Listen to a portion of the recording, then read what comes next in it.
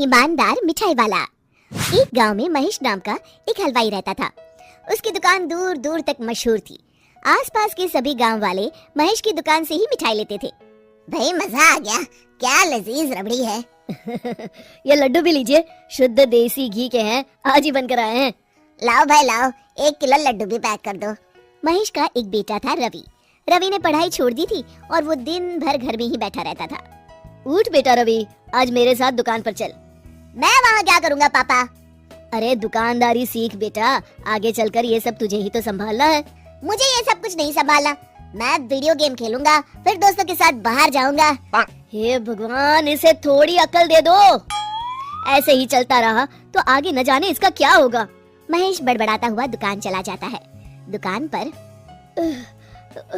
ओ घसीटाराम, मुझे थोड़े चक्कर आ रहे हैं, जरा पानी तो लाना। जी जी मालिक।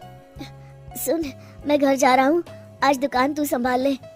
जैसा आप कहे मालिक। महेश बिस्तर पर लेटा है। आपको बहुत तेज बुखार है, 1 हफ्ते बेड रेस्ट करनी होगी और ये दवाइयाँ लेनी होगी।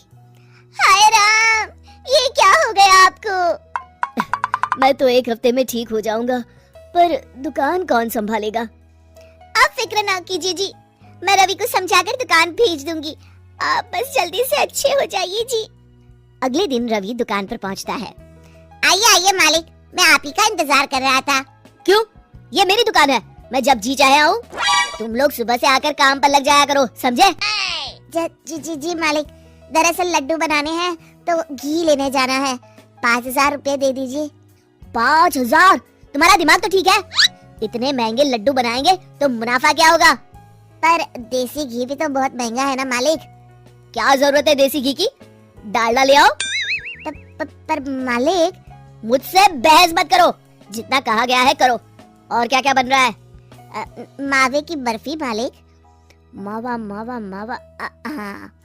तभी उसकी नजर एक डब्बे पर पड़ती है। ये क्या है? ये रवा है मालिक।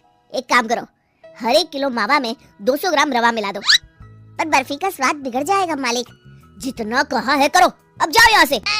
अगले दिन। क्या बात है रवि बाबू, आपके पापा दिखाई नहीं दे रहे? अब उनकी तबीयत खराब है। अच्छा भाई अच्छा। बस उन्हें ये बताना था कि वो आज आए नहीं तो उनकी मिठाई बड़ी बेस्वाद लग रही है। लेना है तो लो, वरना चलते बनो। अरे अरे अरे, ये कोई तरीका है ग्राहक से बात करने का? चलो भाई चलो, यहाँ से चलो। अगले दिन। भैया, कल जो मैं लड्डू ले गया था उनका स्वाद बड़ा बेकार लगा। महेश बाबू का नाम सुनकर बड़ी दूर से आया था। 200 रुपए में इससे अच्छा और क्या मिलेगा? सुबह सुबह मनहूस बातें मत करो, कुछ लेना है तो लो, वरना फूटो यहाँ से। रवि के इस व्यवहार के चलते 2-4 दिनों में ही ग्राहकों का आना कम हो जाता है। मैंने तो सोचा था कि कम पूंजी में ज्यादा मुनाफा होगा, पर यहाँ तो घाटा हो रहा है। आखिर चक्कर क्या है? लगता है ये दुकानदारी मेरे बस की नहीं। महेश ठीक होकर दुकान लौटता है तो घसीटाराम उसे सब कुछ बताता है। हे भगवान, इसने तो मेरी सालों की मेहनत पर पानी फेर दिया। अब क्या करेंगे मालिक? कुछ नहीं, सबसे पहले तुम पहले की तरह शुद्ध और अच्छी मिठाइयाँ बनाओ और मुझे गांव के उन सब लोगों के नाम बताओ जिनसे रवि ने बदतमीजी की। रवि, कल सुबह दुकान पर आ जाना, बहुत जरूरी काम है। मुझे नहीं आना, मैंने 1 हफ्ता दुकान संभाल ली है, आप संभालो आप। दुकान तो तूने जैसे तैसे संभाल ली, पर सीखा कुछ नहीं। कल तुझे बहुत जरूरी सीख देनी है। रवि पैर पटकता हुआ बाहर चला जाता है। अगले दिन। ये ले ताजी शुद्ध मिठाइयाँ। मैं इतनी मिठाइयों का क्या करूँ? इन्हें उन सब के घर देकर आओ जिनसे तुमने बदतमीजी की, और साथ में माफी भी मांग लेना। अरे पर मैंने तो सिर्फ उन्हें। बेटा, घर आया मेहमान और दुकान पर आया ग्राहक भगवान के समान होता है। अब तो जल्दी जा और कल से कमाल देखना।